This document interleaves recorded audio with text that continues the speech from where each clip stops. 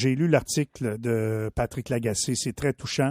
Et Fred Bérard, vous le savez, est très sensible aux causes humanitaires. Il est avec nous encore une fois ce matin, en ce lundi 29 mai. Comment ça va, mon ami Fred? Ça va comme c'est mené, Michel, puis c'est pas si pire mené, fait que ça va pas si pire bien. Puis toi aussi? Ben oui, le soleil, le temps chaud me ramène les idées. On dirait que ça me remet les yeux vis-à-vis des trous, là. Comprends-tu? Ça n'empêche que c'est comment je te dirais ça? Quel petit bonheur d'avoir ce soleil-là en pleine face, temps plein. Tout à fait. Écoute, tu as été très touché, j'imagine, par la chronique de Patrick Lagacé en fin de semaine. Quand j'ai lu ça, j'en ai eu des frissons sur les bras. Wow, Pat, franchement, il amène toujours l'art de la chronique à un autre niveau. Écoute, assister à un truc du genre en personne. Aïe, aïe. Quand j'ai commencé à lire, je dit non, il s'en va pas faire ça pour vrai. Et puis, pour ceux qui ne l'ont pas lu, je vous invite à le faire. Pour moi, c'est la chronique humaniste de 2023, en tout cas, du moins jusqu'à aujourd'hui. Puis il explique toute l'espèce de, comment je dirais, de méandre là, qui a mené la personne visée, si je peux dire ça comme ça, à vouloir bien procéder, l'aide médicale à mourir. C'est une fantastique chronique. Puis j'ai pensé que comment je te dirais ça? J'ai pensé que c'est une bonne affaire d'en reparler, parce qu'il faut que ça survive longtemps, cette histoire-là. Notamment parce que la personne en question a souhaité qu'on parle des soins à domicile le plus possible, parce que c'est une des causes, c'est pas l'unique cause, mais c'est une des causes qui l'a amené justement à prendre cette décision-là. Moi, j'ai mon ami Laurent Morissette, que tu vas peut-être passer sur mon Facebook, qui est dans un état semblable. Puis il m'a écrit hier, on s'est écrit après la chronique de Pat, puis il disait, tu sais, un jour, je vais avoir à prendre cette décision-là, moi aussi.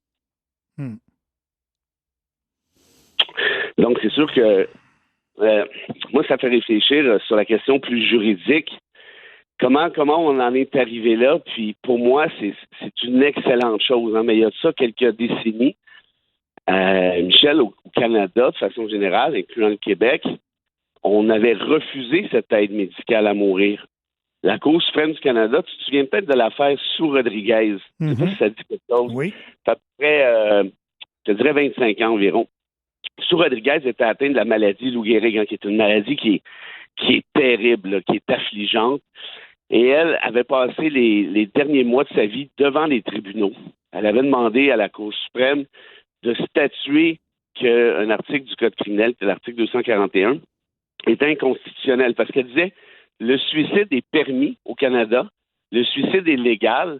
Or, moi, compte tenu de mon état, compte tenu du fait que j'ai la maladie de Lou Gehrig, arrivera un moment où je ne pourrai pas me suicider par moi-même.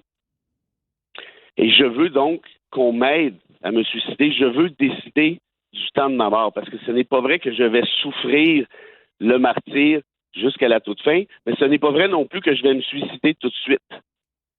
Or, la cause, parce qu'on s'entend qu'avec la maladie de Lou Gehrig, là, tu t'en sors pas, là, tu deviens prisonnier de ton corps. Tu peux plus, à la fin, là, tu peux plus manger par toi-même, tu peux plus avaler, respirer, ainsi de suite.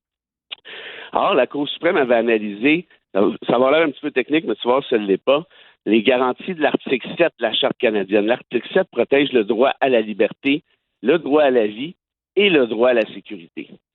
Et là, la Cour s'était gratté la tête parce que t'imagines, écoute, les médias étaient là, puis c'était une grosse histoire, évidemment. Et avait conclu que oui, c'est vrai que l'article en question viole le droit à la liberté, viole le droit à la sécurité, en quelque sorte.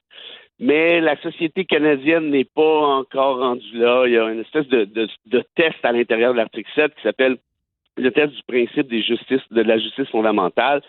La Cour a dit, on ne veut pas encourager le suicide. Le Canada se bat à l'échelle internationale pour empêcher ce même suicide. Les associations de médecins sont contre le suicide assisté, comme on l'appelait à l'époque. Et puis plus tard, en 2015, donc on parle d'à peu près 25 ans plus tard, est arrivé l'arrêt Carter. Et l'arrêt Carter, c'est drôle parce qu'il y avait une juge en chef qui s'appelait Beverly McLaughlin, que tu te rappelles certainement. Mais McLaughlin, elle, curieux hasard, elle était là lorsque la décision de Sous-Rodriguez avait été rendue. Et elle avait été dissidente. En d'autres termes, elle aurait permis l'aide médicale à mourir à l'époque. Et McLaughlin a dit, selon mes sources à la Cour suprême, a dit aux 8 autres juges, parce qu'ils sont 9, là, on va permettre l'aide médicale à mourir et on est tous d'accord. La Cour va signer la décision sans qu'il y ait de nom comme tel. Nous sommes unanimes. Et tout le monde a dit, OK, boss, et ça, c'est rare que ça arrive, pas d'enjeu là-dessus. Parce que l'affaire de Sue Rodriguez avait marqué, Michel, les esprits au point où elle s'était quand même fait donner la mort illégalement, donc en contravention avec la décision de la Cour suprême. On n'a toujours pas su qui était le médecin ou l'infirmière qui avait procédé. Et McLaughlin, elle s'en est souvenue. Alors, pourquoi je te raconte tout ça? C'est la preuve que, malgré ce qu'on dit parfois, le droit est évolutif. Les tribunaux, ils sont pas les juges sont pas des robots, là. Ils sont pas enfermés dans un bocal. Ils sont à l'affût de ce qui se passe dans la société. Le Québec, tout juste avant l'arrêt Carter, donc en 2015, avait adopté, tu t'en souviens, c'était Véronique Yvon qui avait piloté ça, le dossier en question. Le problème, c'est que si la Cour suprême avait dit le contraire dans l'arrêt Carter, la loi québécoise aurait probablement été inconstitutionnelle. Or, tout étant dans tout, comme on dit, la Cour valide ça dans Carter. Ça a été long, parce qu'après, il y a eu, tu te rappelles, l'espèce de back and forth avec le Parlement à Ottawa. Et il y a eu 2 décisions par la suite qui sont venues éclairer l'affaire, notamment la décision d'Antruchon. Je ne sais pas si tu te souviens de ça. Ça fait pas très longtemps, ça fait à peu près 2 ans, où il y a 2 personnes qui ont dit la chose suivante, qui étaient en chaise roulante.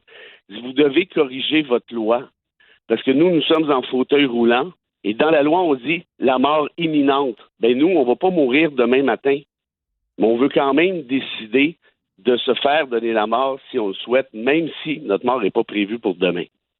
Et là, la Cour supérieure du Québec, après donc l'arrêt Carter, a redit au gouvernement fédéral, va refaire tes devoirs une autre fois et permet l'aide médicale à mourir à quiconque qui souffre de manière terrible, et c'était le cas de Truchon et compagnie, ceux qui sont atteints de paralysie notamment, et la mort n'a pas besoin d'être imminente. Ouf. C'est dur parce que quand on transpose ça dans notre quotidien, puis qu'on s'imagine nos proches, puis on y pense. Ouais. Mais je trouve que c'est serein en même temps. Ah, écoute, je vous jure, ceux qui n'ont pas lu la chronique de Lagacé, allez faire ça. Parce que ça démontre toute la... Écoute, le gars en question buvait du rhum. Quand Lagacé est arrivé, il était rendu au champagne, faisait des blagues. Il y avait un party, là. Il y avait un party. Oui, exact. Il y avait un party. Évidemment, c'était triste, mais c'était beau en même temps. Ses amis étaient là. Tu sais, quand quelqu'un a décidé, moi, j'ai fini de souffrir, ça ne me tente plus. Je suis serein là-dedans. J'ai fait le tour. Et là, tu as un médecin qualifié qui fait le travail avec des petits mots d'empathie à la fin, des petits mots sympathiques aussi. Franchement, moi j'ai trouvé ça, évidemment, je me répète, la chronique formidable, mais ce qui est surtout formidable, c'est qu'on soit capable de faire ça aujourd'hui dans la paix la plus totale, avec un humanisme, comment je te dirais, hors du commun, chose qu'on n'aurait pas imaginée à l'époque, évidemment, quand on parlait de l'affaire de Sue Rodriguez. Et puis qu'on soit rendu là, toi, on parle souvent de mauvaises nouvelles dans nos chroniques ensemble, mais celle-ci, je trouve que ça en est une sacrée bonne, puis je suis vraiment content de pouvoir t'en parler ce matin. Je vais te donner congé de citation ce matin parce que je vais citer Patrick Lagacé, si tu le veux bien. Avec plaisir. Le docteur L'Espérance, c'est le docteur qui a exécuté la demande d'aide à mourir à M. Yves Belair. Le docteur L'Espérance a donné la première piqûre de l'eau pour ouvrir la voie. Puis, la deuxième, l'anesthésiant. Des reniflements ont cassé le silence. Une seconde est passée, peut-être 2. Le vieux médecin a dit « Je suis honoré de vous avoir connu, M. Belair. Bon voyage. » Tout le monde dans le demi-cercle se tenait désormais la main, et chacun a répondu spontanément, reprenant les mots du médecin en chœur à travers les pleurs. « Bon voyage. » Et c'est ainsi que le 16 mai dernier, 16h15, Yves Belair a fini ses 69 années pas ordinaires sur Terre, de la même façon qu'il les a vécus. Ça peut pas être mieux écrit que ça. Fantastique. C'est fantastique. Puis rappelons-nous la mémoire de ce cher Yves commémorant ce pourquoi il a pris cette décision-là en partie. On est capable de faire beaucoup mieux au Québec en matière de soins à domicile. N'importe qui est dans une situation comme celle-là pourra nous le dire, pourra vous le dire. Je pense qu'on est assez riche au Québec pour faire mieux. Puis dans l'intervalle, salutations à la mémoire d'Yves. Puis encore une fois, chapeau à Pat. Merci beaucoup, Frédéric. On va s'arrêter là-dessus. Puis je me dis, c'était un matin dur parce que le prochain sujet qu'on va aborder, attachez vos souliers avec de la broche, ça va donner un dur coup. Je suis pas sûr que m'a passé à travers. On va parler à une dame qui, elle, est revenue de Cuba récemment, puis son mari est mort là-bas et est toujours là-bas. Salut Fred, à jeudi. Un gros matin. Câlin, solidarité, puis à jeudi.